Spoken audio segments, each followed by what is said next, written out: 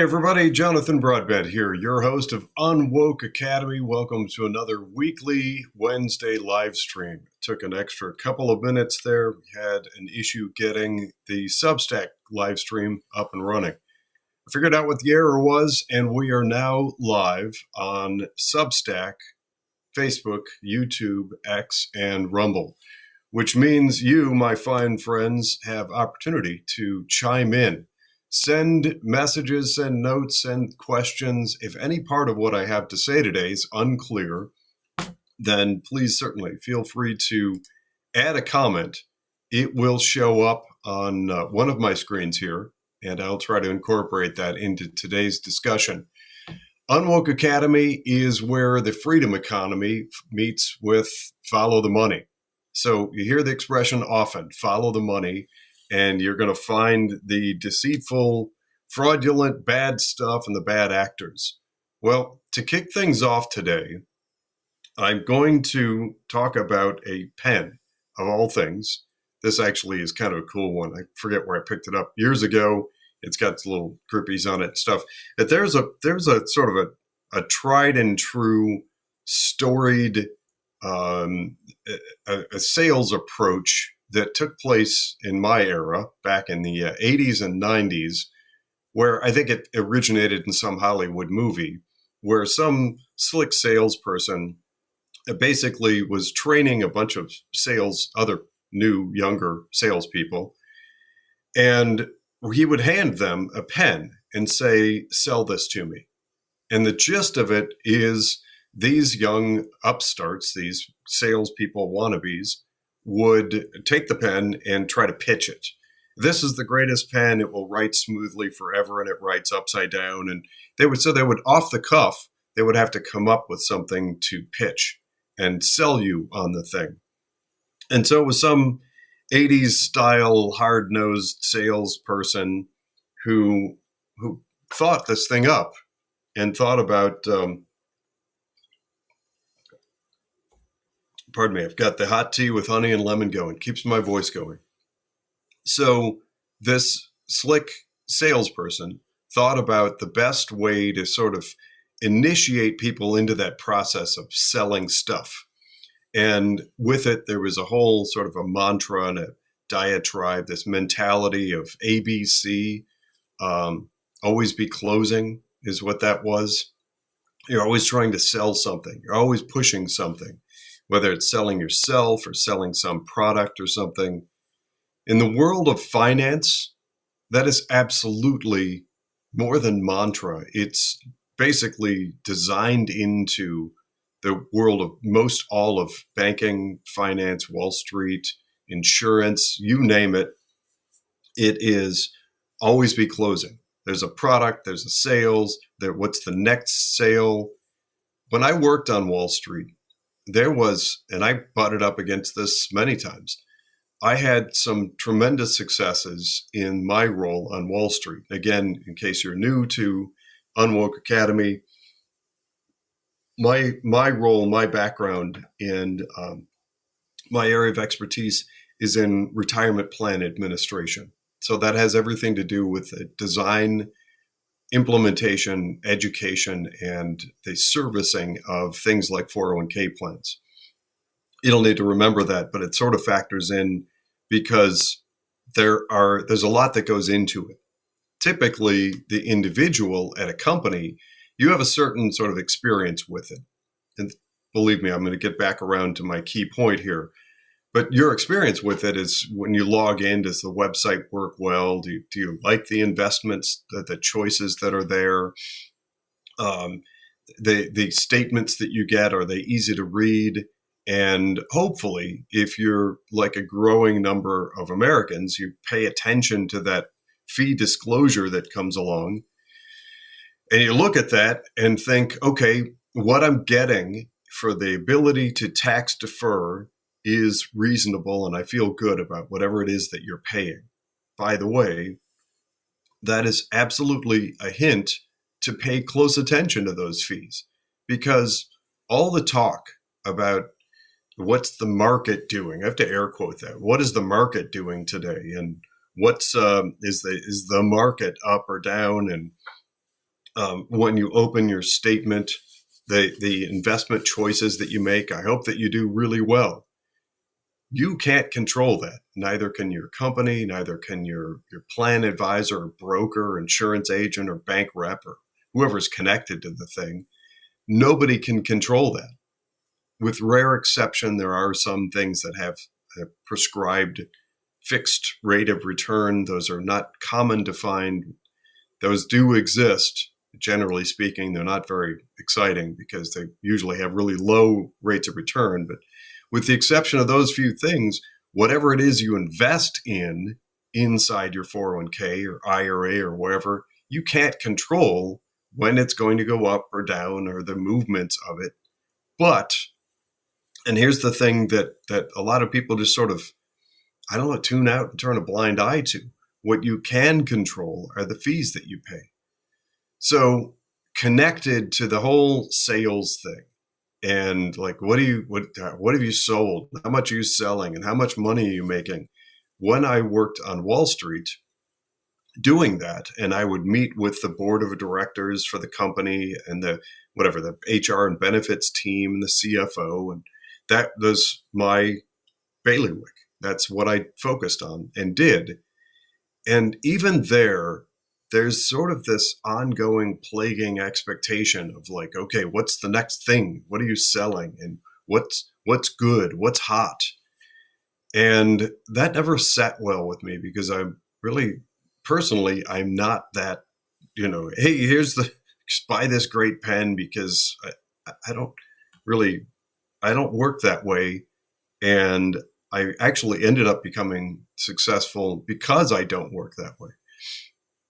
I ended up working on some really, really big projects, some the administration, evaluation, implementation, redesign, sometimes what's called voluntary self-correction for big plans for lots of employees. And there's this sort of cliff, this dropping off point that I'm always aware of like, there are people there that are hungry for like some sort of pitch. What's hot? What's the thing? What should I invest in? And every time for decades now, it has been my response, my absolute response to everybody. I don't believe in timing the market. I don't believe in trying to get the hot thing. I personally just don't believe in that because I've seen too many instances, and it's nearly universal, of some really bright people trying to do that and end up they lose out to they end up losing in the long run. There's some examples I could give of that, but I don't want to get too far into the weeds on that. In most of those environments, there is opportunity for people to come in and view wherever you are like shooting fish in a barrel. And I'm sorry, but we have to be honest about it. If you end up going into a bank and somebody in the bank says, we can do your payroll and we can open up your retirement savings and we'll catch your IRA rollover and open up a savings account, a 529 college savings, fine, that's convenient and it's pitched that way for a reason, but know what you're getting in return and what the fees are that are connected to it. And ultimately, know what you own. That's where a lot of the gimmickiness, and I know I'm kind of throwing a lot out at once, but this is really important to know.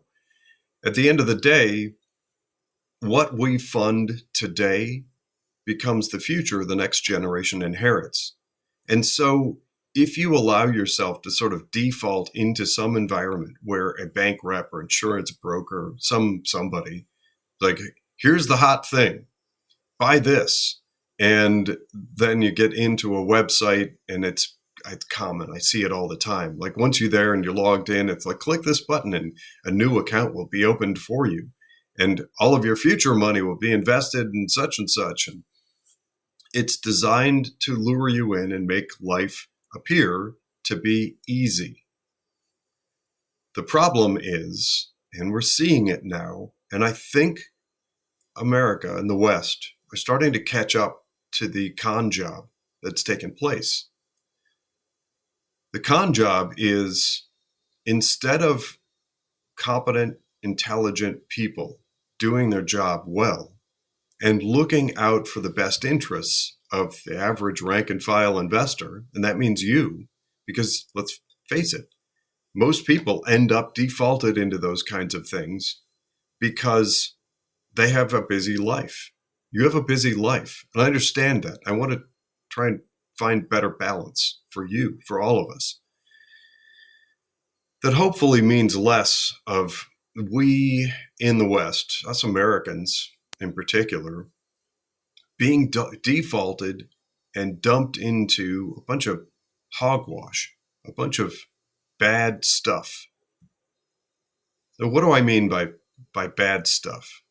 The teaser for this one included some illustrations of a junk food aisle. It was an AI generated image, so there didn't include actual junk food. Who knows? Those people might come back and rebuke and balk. There's a great person who does posts on social media exposing the owner groups behind much of the junk food that's pushed on America. I include lots of stuff in that. Big pharma and all the stuff that this garbage and junk that lasts forever on the grocery store shelves. It's high profit margin stuff. So grocery stores make big money. People end up consuming this stuff. I think sometimes mistakenly thinking it's food. It's not actually food because most of that stuff has pretty close to zero nutritional value. It's just sort of entertainment, and it's quick and it's easy. It's served up. It's convenient. And when you eat it, you end up less healthy. I don't think there are people left who will refute that. If you eat junk food all the time, you're going to end up unhealthy. I think that's pretty much a given. And I think that's now finally to the point where it's irrefutable. Well, I've become very focused over the last few years on the parallels between what happens between things like big pharma and these big agriculture, these highly processed foods that are really unhealthy and pumped in, again, via some of those mega money managers that own them. They pump these foods in and they make huge profit off of them. Well, candidly, understanding what should be happening in your portfolio, in your 401k plan, in your IRA, in your investments, there should be a nutritional label, for lack of a better term. There should be some way, some better metric to quickly and easily inform you about the health implications. In this case, we're talking about the health of our nation and the health of capital markets and the health of the United States and West. And unfortunately, I can absolutely, and I consistently make the argument that most of what's now put into the average investment diet of the average American citizen, I'm going to pause right there to put a number to that. In the U.S., there's an estimated $46 trillion in retirement savings. That's $46 trillion that, for the most part, we've effectively put in the hands of Wall Street, for lack of a better blanket term. And now I can very consistently make the argument that Wall Street drank the Kool-Aid and went woke a long time ago and are pumping their money into all sorts of just high profit margin, cheap garbage. It's really unhealthy for the United States and for our safety and the future and our economy and capital markets. By way of example, as I was setting up for this podcast earlier today, there's a Peter Mallouk. I'm not sure how to pronounce his last name. Mallouk. Peter Mallouk is on X and has posted on a company called NVIDIA. This is not investment recommendation, although anybody who's considering buying NVIDIA stock at this point is, I would suggest you carefully examine your priorities and belief system. Anyway, he's mentioning NVIDIA, which is it's in that cast of characters. If you watch the episode I did with Parade of Woke Sameness, showing virtually identical investment portfolio inside of the vast majority of typically used mutual funds, those mutual funds in other words, at a high level, at their dominant investments, although they have lots of different names and different issuers, are virtually identical. So it's like, do you want brand X, brand Y, brand C, brand T, brand M, with different names, like the Global Elite Investment Fund, whatever? Do you want a whole bunch of those that are all effectively invested in the same thing over and over again, giving you the appearance that somebody's doing work, that somebody's researching, that somebody's investigating on your behalf, and hopefully investing wisely?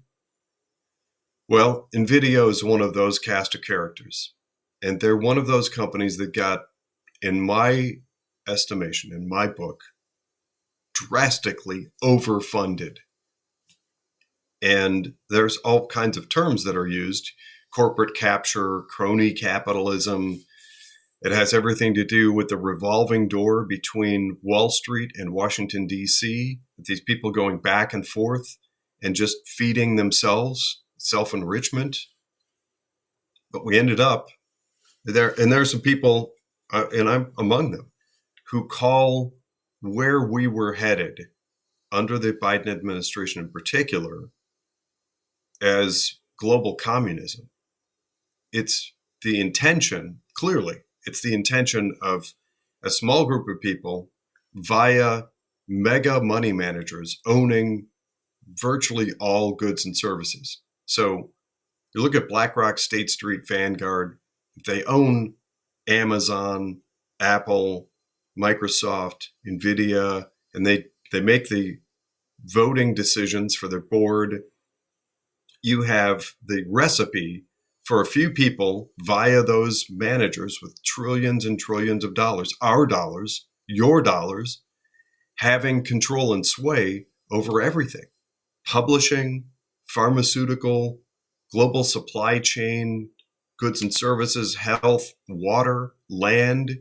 And look at the dust up that's happening just this week and last week, with big write-ups from people talking about how many personal homes, individual personal family homes, that BlackRock, Blackstreet, and firms like them, often via real estate investment trust proxies and things like it, are buying. These are institutions buying individual homes, and they're doing it. In case you missed it, I actually released, was it two? I think I released two different write-ups and a podcast on that. Go back and watch that, because if we get to the point, and we're there, arguably, with 30 to 40% of new home sales are drastically above market, and you have corporations like BlackRock that are drastically overfunded. If they're able to go in and buy homes at 130, 140, 150% of market value, imagine this environment. It's actually one of the examples that's given in the original post and in my write-up. You've got a family that comes in, they've got kids, they like the neighborhood, it's cool, good schools, good public transportation, whatever. They check it all out, and they see the asking price, and they agree to it. And before they can close, somebody like a BlackRock shows up and offers 140% of market value.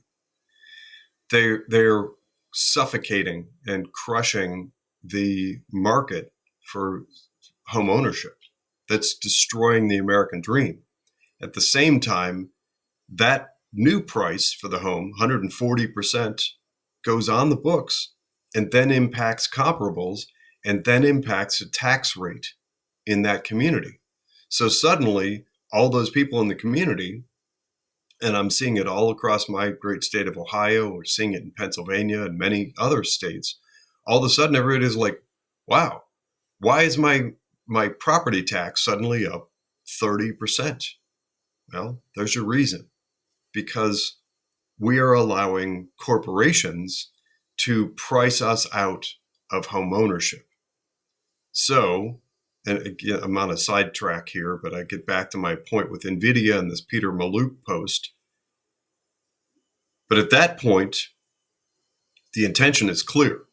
You have the intention of where you might be able to come up with a big chunk and put a deposit on a home, and then maybe your home mortgage is $2,000. $2,000 a month for your family to come up with to enjoy the great American dream of owning property, owning your home. Well, if you're priced out of the ball game by companies like BlackRock, then rent, you can assume, is probably going to be in the $2,500 a month realm. And there are places where it's much higher than that. So let's use that as an average. Instead of $2,000 a month to own your property, you're talking about $2,500 a month for a little apartment somewhere to rent from places like BlackRock. It's just an awful dynamic. It's a system that's in the process of becoming broken. It's drastically broken as it is. NVIDIA factors in because NVIDIA is one of those many, many companies. So in this context, and using the example illustration that I used of the AI-generated junk food aisle, you can make the argument that just dumping virtually everybody's money into that small array of companies, NVIDIA being one, it preposterously inflated the stock price. And if you've listened for a while, you've heard me reference that it was a lunch and learn that I did with an economist a few months ago who made the following statement. And it was good, so I borrowed it and I've repeated it a bunch of times. He said in this live stream, if you believe in Apple's stock price, you believe that we will all be wearing Apple devices, living in Apple homes, driving Apple vehicles, and streaming Apple services. It's a pretty impactful statement. It's just, there's so much money that has gone into so few companies. It's outrageous. And remember, there's a flip side. It's a double negative. Not only are we we've already created the globalist bubble. That, by the way, is an episode that I released a while ago. We're also starving other businesses for capital, the competition for these companies. So imagine you're NVIDIA. You get to the point where you have so much money, you don't even know what to do with it. You just start giving your key leadership team things like a $16.7 million stock bonus. That wasn't a reference specifically to NVIDIA. That's an average, according to a newspaper article. I've released statements on that. Who knows? NVIDIA might be even larger. I don't know. The companies that could come along and become the next NVIDIA, they don't have the operating capital that's needed in order for them to establish themselves and thrive and survive and grow and become the next big thing. So if you're one of those few and you're on the inside and you're part of that bubble, then great. Everybody can make $1 billion a year in their leadership team. You can crush all competition, end global free markets, and nobody ever competes with you. And then you have global communism, and nothing ever surfaces. There's no growth. There's no new development, no new technology, because nobody can compete. Nobody has capital. Nobody can gain access to that bubble. That's, I believe, the vision for that thing. And that overwhelmingly is where our money is being directed and what we're funding.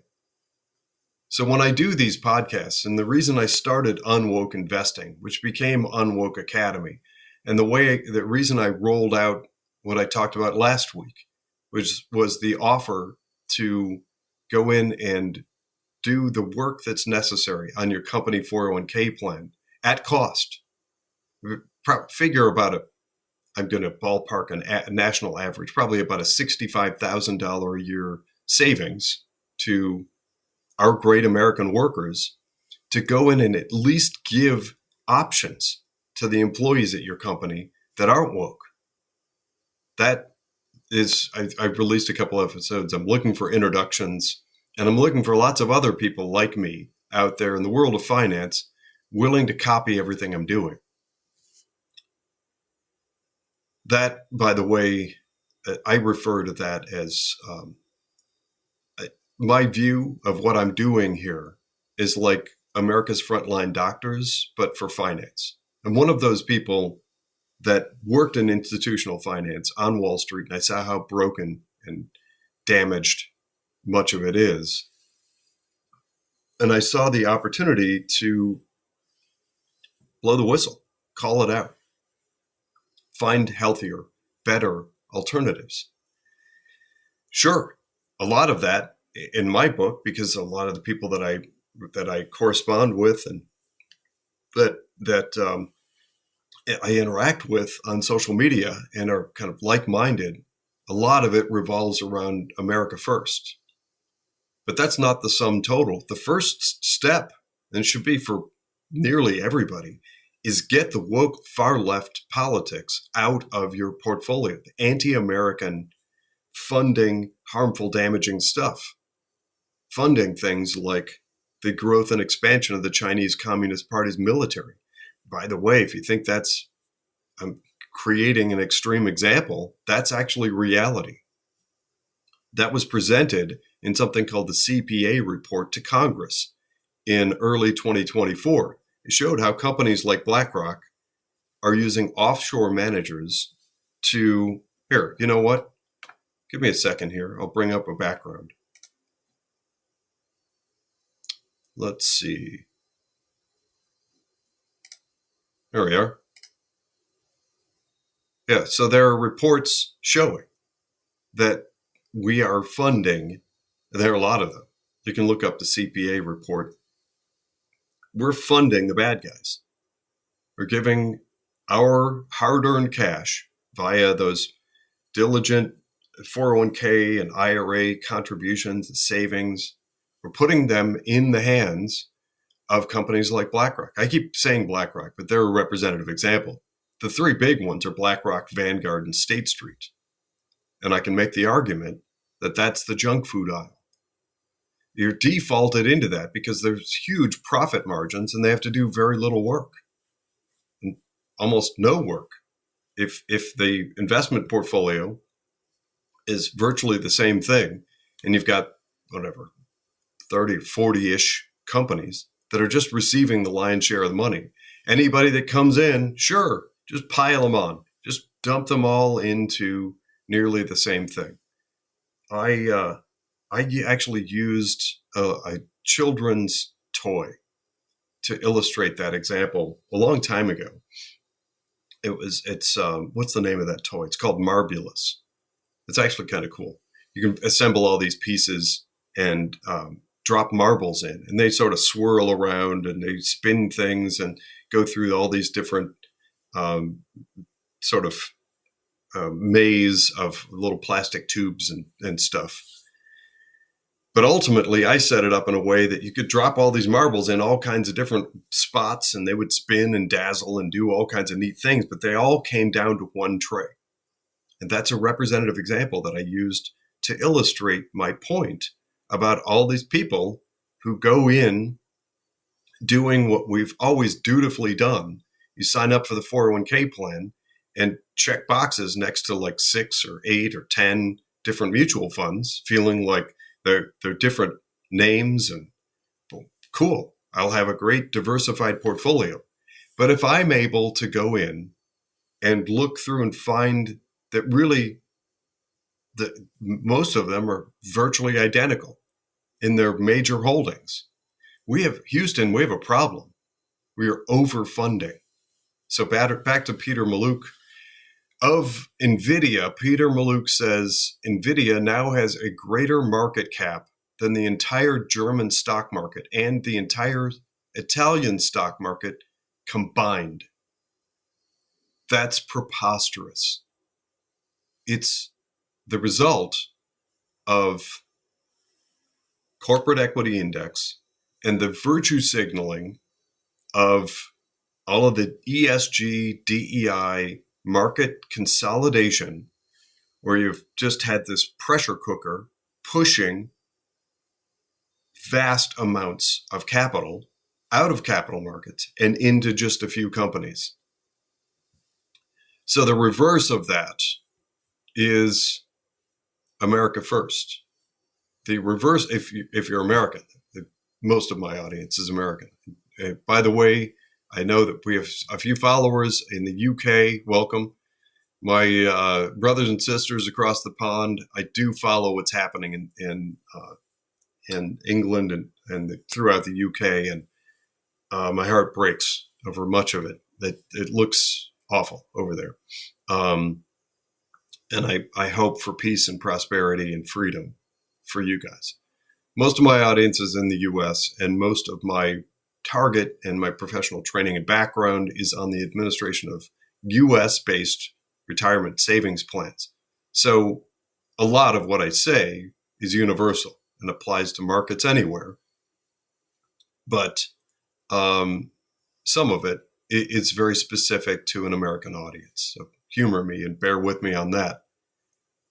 America First is a good starting point, or at least include in 401k plans. For heaven's sakes, that's a push to reopen capital markets and get into the investments that didn't check the woke boxes, that have been cash starved for years, and hopefully represent opportunity for market and economic growth in the future.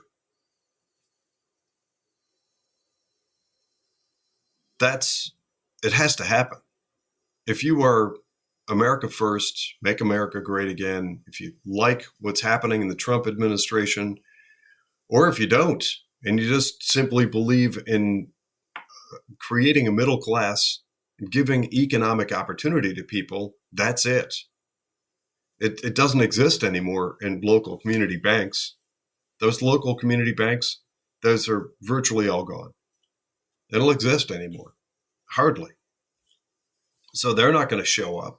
And if they do, it's really, really difficult for them in this climate, in this environment, to lend to small business community venture, because the odds are against them. But if we, the people, vote our values and deploy our capital, it doesn't mean all of it, but it should mean some of it for all of us, or probably nearly all of us, to put that money to work and let it go into a free market economy. And by the way, that doesn't necessarily mean only US companies. It should mean companies that aren't absolutely opposed to the West and fighting us. The wokadoodle far left countries, causes, and companies that a lot of these managers are funding, you should not want those in your portfolio. So you can have a global portfolio of all kinds of different companies all over the world that are competing and working in a free market environment. Sure, fund those. The result has been extraordinary. The result, the last numbers, not updated this week. I think it was last week. I looked it up and it was just over 53% for our test subject that we're using, the one that I'm referencing most, because I actually helped that woman on October 8th, 2024. So we're over a year now. And her returns for over a year, at one point, they actually peaked out just above 60%, right around just short of the 1 year mark. So those are going to go up and down, and it's a lot of companies.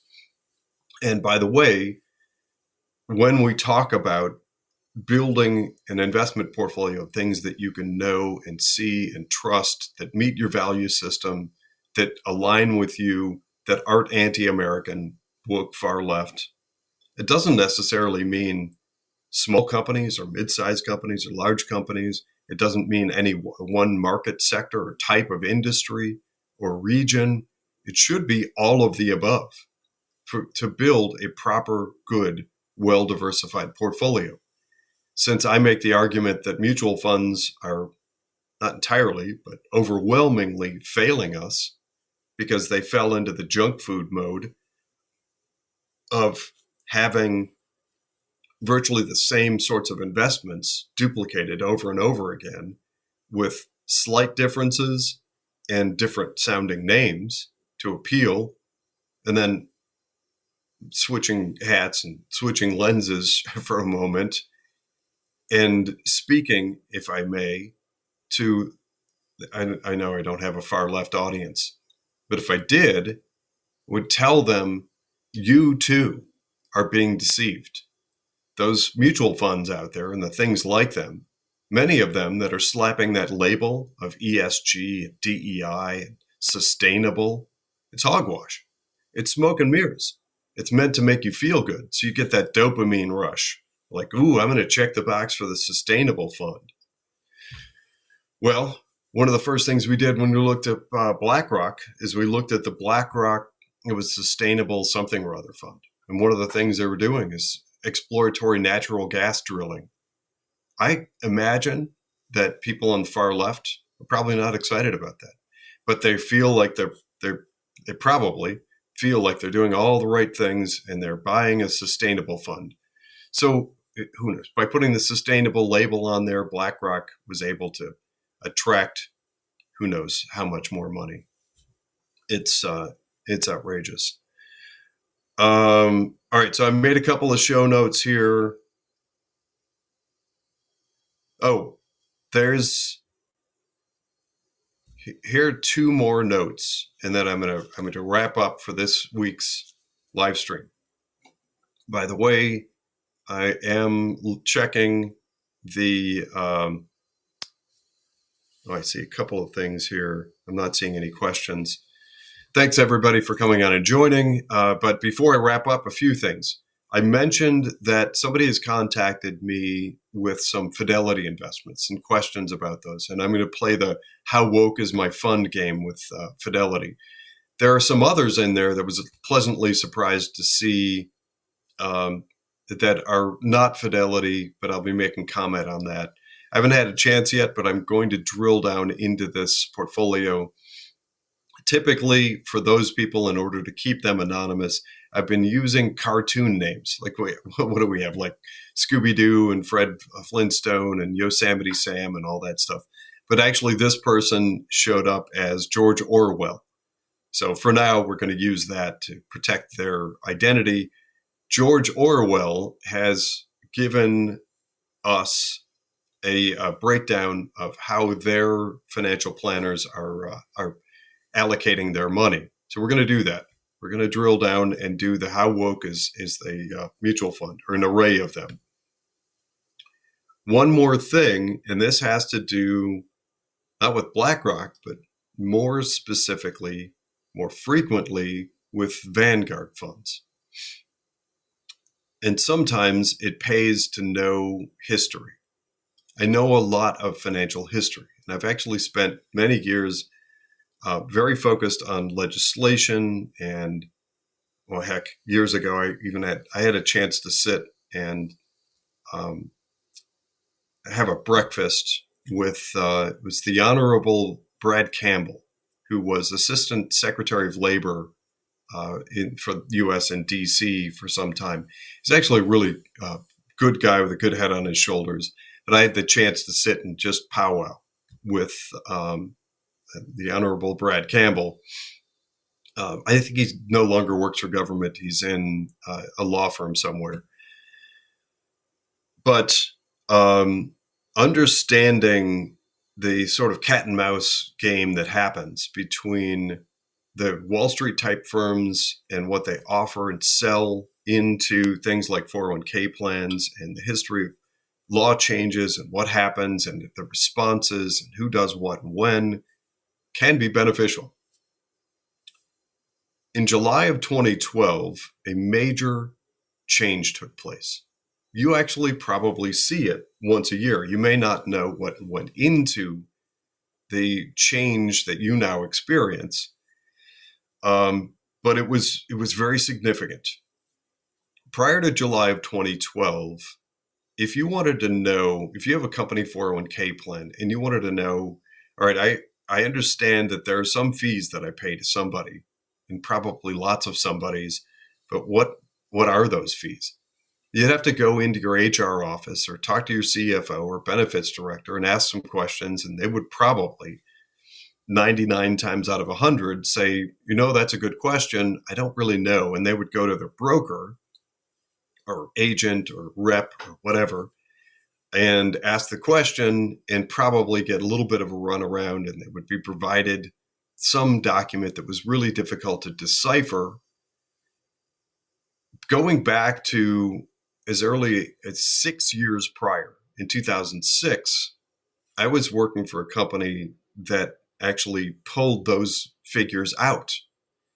And we did it all. I have had years of spreadsheets, and we would pull all that. It was all manual to try and figure out, if you work for a company that has 300 employees and you've got $10 million in a 401k plan among those 300 employees, how much do you pay the broker? How much goes to the what's called sub TA and a record keeper and the platform? And do you pay the legal and tax fees out of it?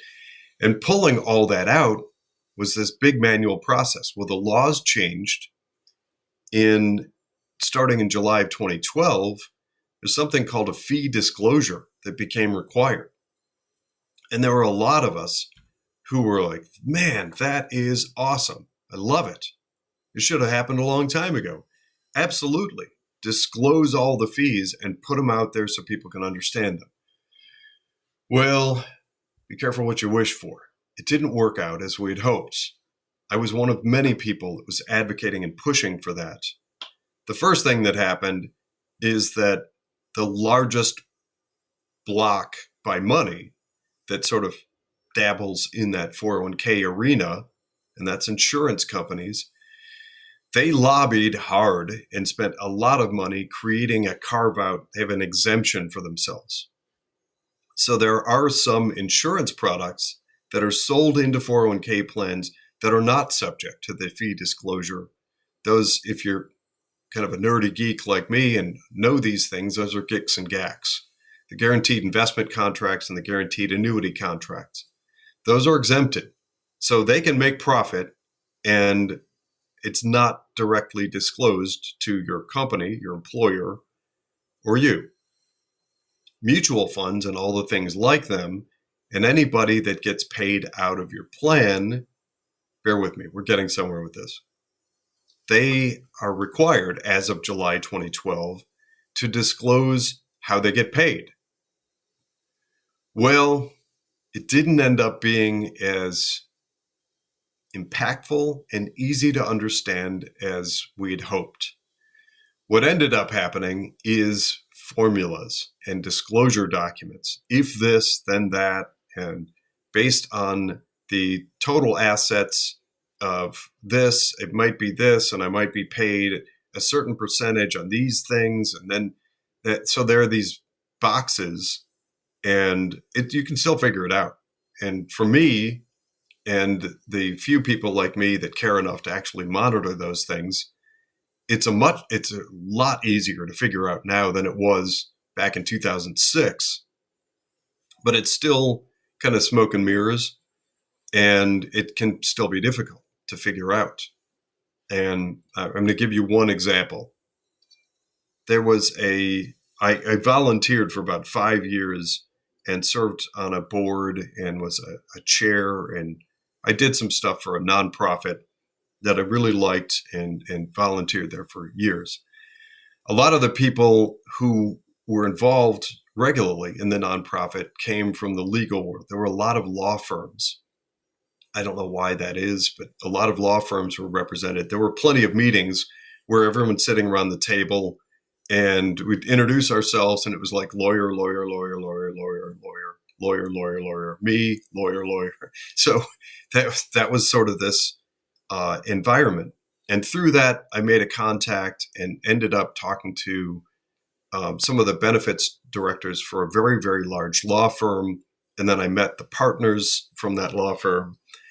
And they, for their 401k plan, they felt certain that they'd done an excellent job of uncovering, unwrapping, disclosing, understanding all of the fees that were connected to the 401k plan.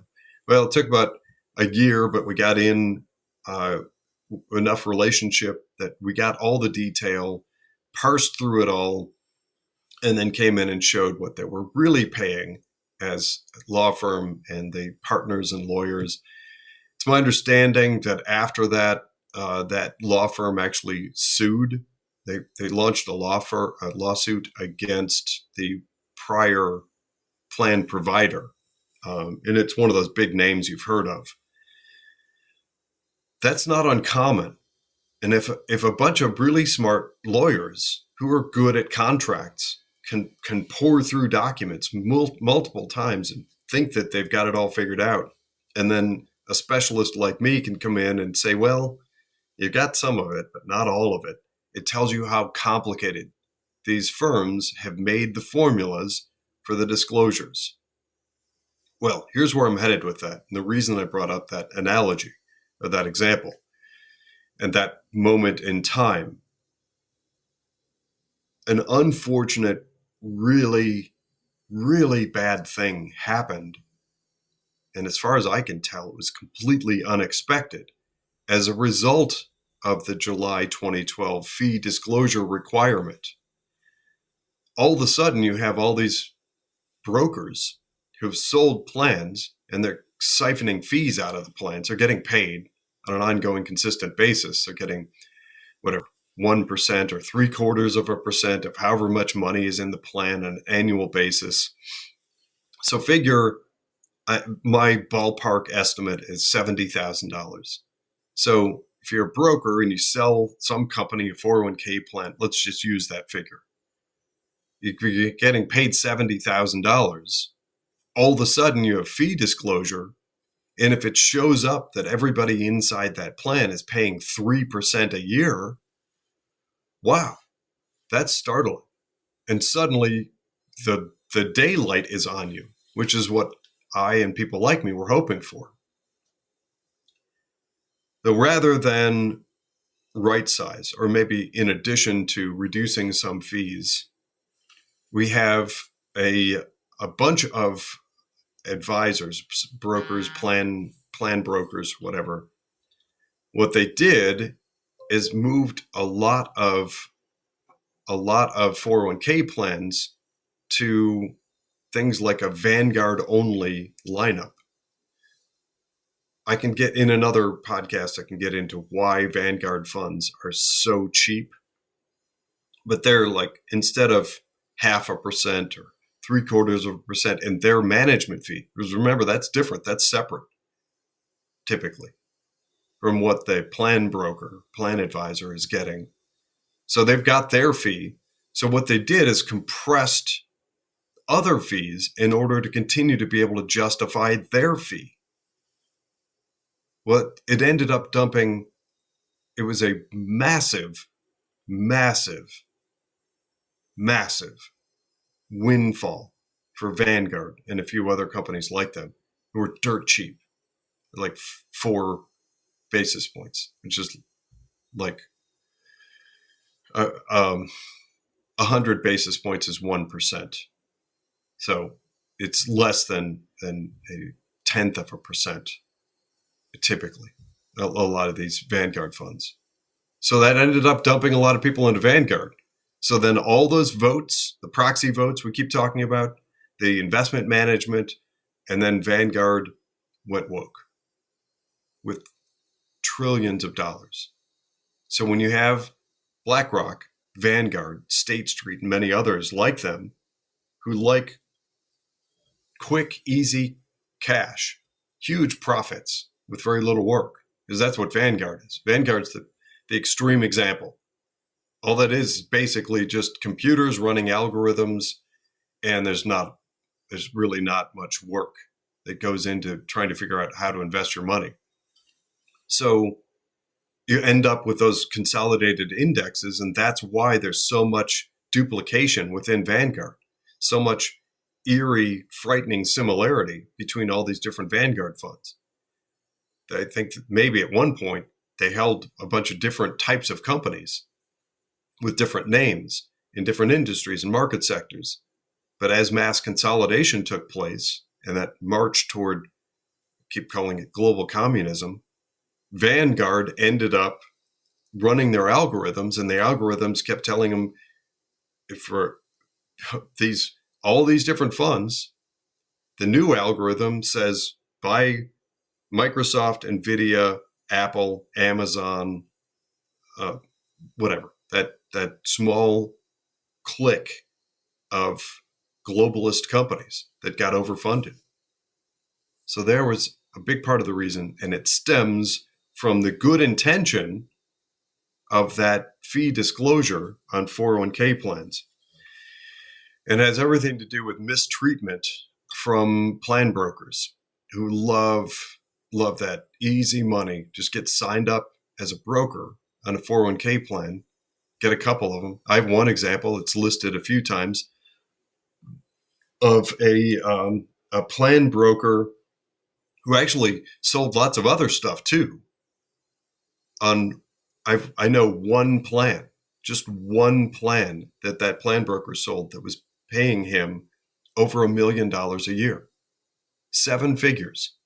It's over $1 million a year just simply to be signed on as the broker.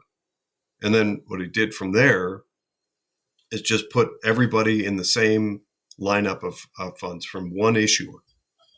$1 million a year. And then, unfortunately, after that fee disclosure, things got even worse. That wasn't the intention. Anyway, with that, I'm going to wrap things up.